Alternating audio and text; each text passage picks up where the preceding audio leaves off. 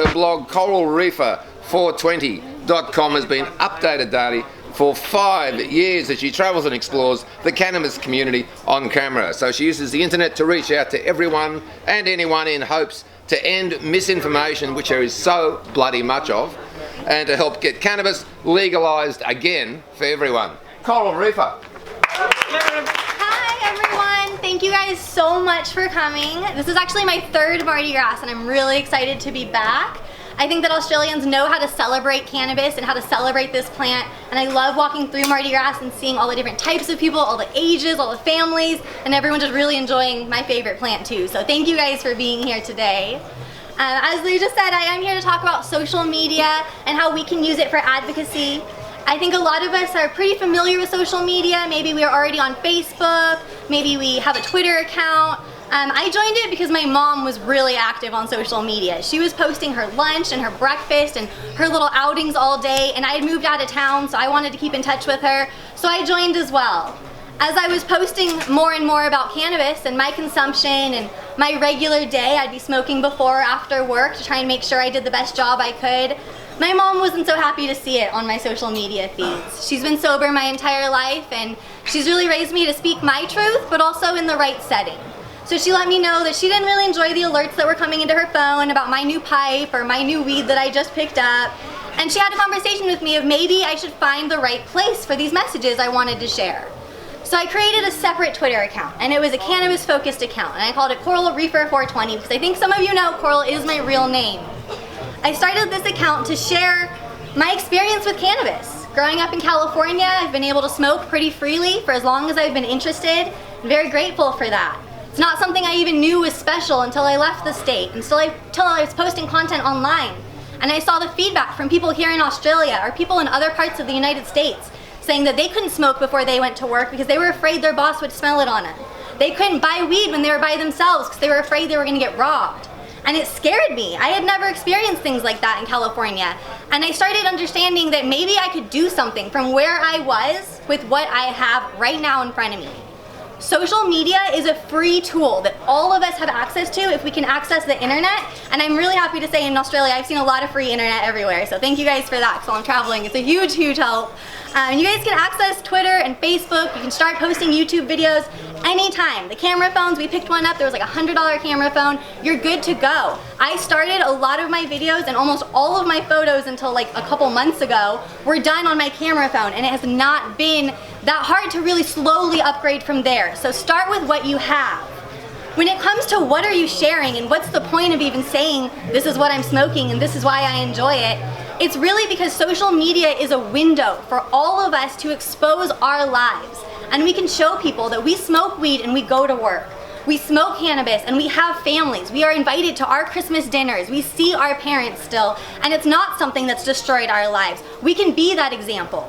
If it's the opposite experience and we've been cast out and we've been isolated and we felt like there's no one else that loves cannabis like we do, we can look online through that window and we can find someone else in our same position.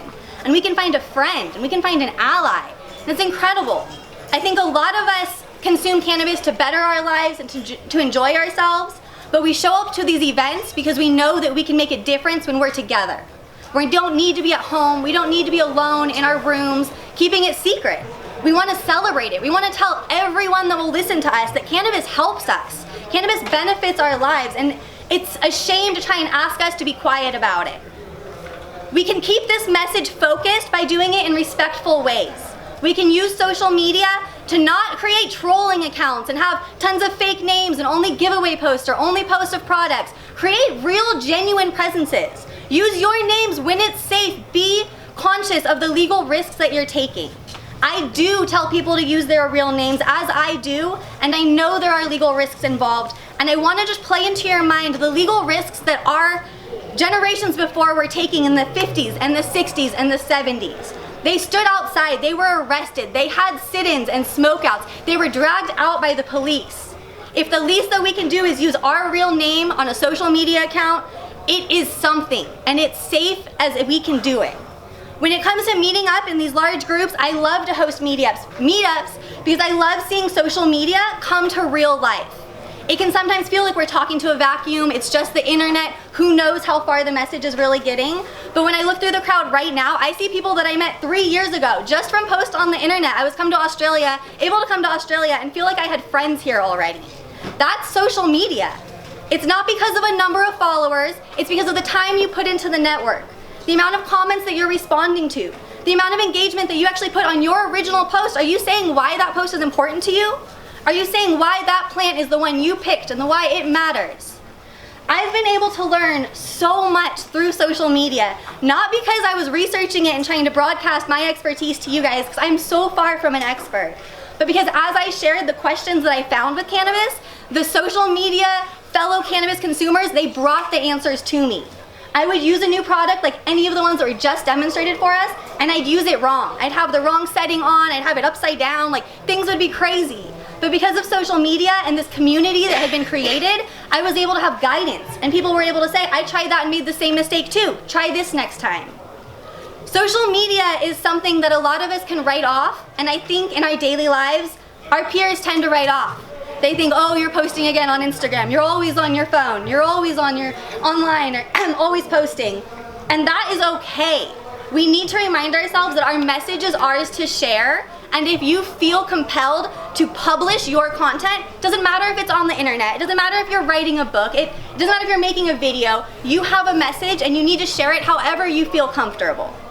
Now it sounds kind of heavy, it sounds really intense, we're making this big world change, but I want to give you guys kind of a small example of something that I think is fun and kind of easy to do, that is social media advocacy. I love shopping, I love clothes, I love having a themed outfit, the right outfit for the right occasion, and when it comes to cannabis related outfits, 5 years ago, I was stranded. There was not a lot of female-oriented cannabis-related clothes. I could maybe wear the same Rasta colors and a Bob Marley t-shirt and look like everyone else in the crowd, but when it came to wearing something that felt true to my identity and who I was day to day, it was hard to find. So I looked around, I did Googling, pot leaf leggings, pot leaf dresses, t-shirts, and I found a few companies that had maybe one print in their entire line. And I sent them messages, kind, direct emails to whatever addresses they had available. And I'd say, thank you. Thank you for taking the risk and making a product that's federally not going to be advertised. You can't post this pot leaf and say happy 420. A lot of companies aren't going to be doing that. But they do have these one-line items, this one print that has pot leaves on it. And the more positive reception they get from those prints, the more likely they are to create more and to realize that their customers don't only want hearts and flowers and animals on them. They want pot leaves. They want to wear the plant around every day. They want it on their shirts. They want it on their clothes. And I've seen these companies, these mainstream companies, actually an Australian one, Black Milk Clothing is one of them, they've released more and more cuts and more styles of pot leaf clothing, and it's incredible. And they're not going to do that just based on their interest in the plant. Businesses need to know that they're going to make money if they do something. That's their goal. And we're not here just to make them money, but we're here to get our message out. So when we use social media to send that message, to say thank you for taking this risk, thank you for creating this piece of clothing that I feel beautiful in, that I feel like myself in, and I enjoy cannabis and I can walk through a crowd and let people know that in a safe and fun way, thank you. They respond to those messages. Maybe you're not the shopping type, but you can apply these techniques to your politicians, to the local government. You can say thank you for the decriminalization that you've seen happen. Thank you for the trials that may have been put into place. You can acknowledge the positive movements that have happened, which seriously encourage the next step that they're gonna take. It's really difficult to imagine any company or any politician moving forward to legalize cannabis because it's what's in their heart. It's just not happening that way. And the same can be said for people with tens of thousands and hundreds of thousands of followers. Celebrities love cannabis. We know this. We know tons of celebrities who consume cannabis daily. They're not having their kids taken away. They're not being arrested like we are as people that also enjoy this plant. So it's not just about assuming or amassing this huge number of followers. It's about having a genuine message. It's about staying true to why this plant is important and how cannabis benefits you. And I think social media can go from something that we really use to just share throughout our day and what we're doing to something to share what the world we want to look like could be and what the world we want to create could be. and we help create that reality. So I've been amazed to see it happen here in Australia at Mardi Grass. This event's only gotten bigger and bigger, and more people have been here, and I've been amazed to see more and more pictures posted as well. Because years ago, when I was first starting online, no one wanted to be on social media. I had to beg people, can I take a picture of your plant? Can I take a picture of you taking a dab? And it was very difficult. But we're getting braver. People are stepping forward, and I'm seeing so many cameras through the crowd. Everyone's here to get the picture and get the shot, and it's awesome. So keep it up. If you guys have any questions, I'm gonna answer them as well. But I really just want you guys to walk away knowing that your accounts are important, they're valid, and they're tools that you guys can use to make a difference in their world, in your world. So thank you guys so much.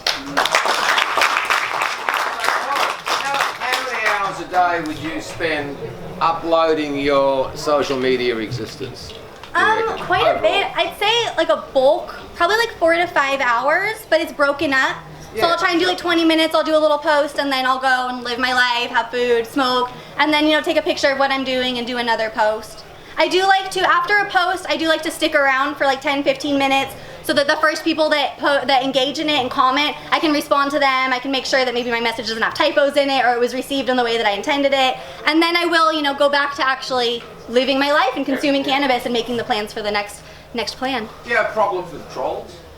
That's a really good question. I came from the background of waitressing and working in restaurants where rude behavior is common. So I think my skin really thickened up in the restaurant industry, and if you guys haven't had that experience or an experience similar, it can be somewhat frightening to go online and receive the negative feedback. I think one thing that helps me is to always remember why I started. I'm not here to convince every naysayer. I'm here to convince the people that have been confused and the people that do know that it's right in their hearts but haven't wanted to voice their opinion. So the naysayers, like the people that maybe don't like what I do or how I look or what I'm saying, they don't bother me as much, and the internet makes it so easy to block and move on. They're gonna waste more time creating new accounts than I'm gonna even spend blocking them, so. I like to share the medical research stuff too, and the research. That's pretty safe, neutral ground, you know. Cancer saves this person's life or whatever, or politics. Yeah, absolutely. I created Newsnug as a feed for that. Because you can't argue with the benefits of cannabis, and if you are only posting selfies and only things that you enjoy, it can look like a somewhat self-absorbed feed. So it's really important to share not only what you're doing, but why you're doing it. It's because cannabis is good for you. You found this research. And honestly, if you're looking around online and you're reading the books and you're reading the new articles, you're gonna get excited about what you're reading, and you might want to share it in a post. So definitely do that, absolutely. Yeah. And then your mum and dad, who are generally conservative, they'll say, oh, I didn't know it's good for dementia or whatever, you know? Yeah. Yeah, I'm still working on my mom. Any more questions? I'm going to ask, just in terms of hosting sites like Facebook and Twitter, are they all pretty cool with cannabis posts, or do you find that there's some, because we see some people being shut down on Facebook and things? Yeah, I think a lot of the Facebook closures come from issues with your name, because they do want your full legal name. Oh, yeah, that's okay. So you can create a profile with your legal name, and then on Facebook specifically, from the profile you create a page. And so they have these two separate categories, and a page you can use a fake name on because that's kind of like a character or something. So I have my legal name. I had to go back and forth with them, and my legal last name I ended up emailing with Facebook, and they like just faded off so it's not there. So it just says Coral on the profile, and then the page says CoralReefer. But I think that's where a lot of the closures are. Twitter, I've never heard of anyone having a problem with cannabis on Twitter at all. On YouTube, I have seen people's accounts get flagged. I had one video removed, and I don't exactly know why that one video. The thing that I could think of was in the video I mentioned I was smoking outside and I wasn't legally protected. So I don't know if they heard that one line in the video and took it down or what had happened, but it was just a one video, a flag. I was able to re-upload it and it was not a problem. Other accounts I've seen can sometimes be shut down for 2 weeks at a time. I have not in my memory heard of a YouTuber's weed account being permanently shut down. They have a great appeal process. So I think if you are a legal patient or if you don't show a violation of your local laws and you're just advocating the benefits of cannabis, I think there are a lot of appeals. Instagram though, I think some of you might be aware, Instagram does close cannabis accounts. They really don't give any warning, and there's very little information about why they choose the accounts they do to close. It's hopefully something that's gonna change because they are receiving sponsorship money from cannabis companies. So as they're getting paid by pot growers, they're closing other cannabis accounts, and hopefully that just disconnect can really close up and really make sure that's a network that's safe for us too. Is that takeover recent? Yeah, I noticed it probably 3 or 4 months ago, one company, and it was kind of a pot-related game at first, and I was like, oh, that's interesting. And then it was actually a specific grower, and I was like, how are they even, I have such a hard time reaching Instagram when they've deleted my accounts to even appeal, but it's like, how are they even getting in contact to pay them? But it's happening. One thing I do want to mention are the cannabis-only specific networks. There are quite a few of them that pop up. They can be great if you want to hide in the shadows. If you are still feeling very timid and you don't want to have a public account, you don't want all of your friends and family to be able to find it. But those accounts aren't going to be seen by the mainstream. They're not going to be seen by the politicians. They're not going to be seen by the news. They're not going to be seen by people that are going to share the message. So the specific pot-only social media accounts are fun to socialize on, and you can probably make friends and make connections that way. But when it comes to actually giving out a message, you don't want to be preaching to the choir. You want to go to the mainstream and you want to share your message there. So I really, even though there are some troubles with accounts getting closed, it's worth creating a new account because that's part of the battle. Any other questions? Any more questions? Have you heard of anyone receiving like legal attention or anything from their social media accounts? Unfortunately, yeah. Very recently, someone had posted a video on YouTube. They're a Washington YouTuber, and they had shown the land that they were on was actually state-owned land. So I think a lot of where we get into issues is where we're legally allowed to consume our medicine or consume any product, really. And so in this specific video that I'm thinking of, they had like specific signs of the park they were at.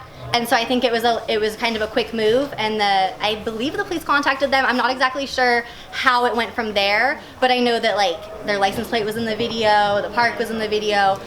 So we want to be genuine to our message, but you have to be very conscious of the laws that you're breaking. Always very conscious of them. And when it gets really scary, just remind yourself of what people have already fought through. We really are on the tail end of this drug war, you know? And if it's the little risks that we can take to get us to the finish line, like join us, let's do this. I am going to be hosting a meetup. If you guys got a raffle ticket, that's going to be happening just a little bit right after this. So if you guys want to take a picture or do anything like that, I'll still be around as well. And if there's any like other questions that you don't want to ask in the crowd, I totally understand too. Yeah. Are there any other?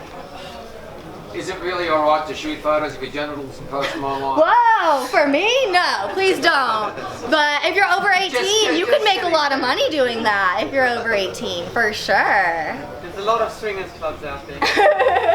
Okay. You can really post whatever you want. Wow. Thank you guys so much for joining.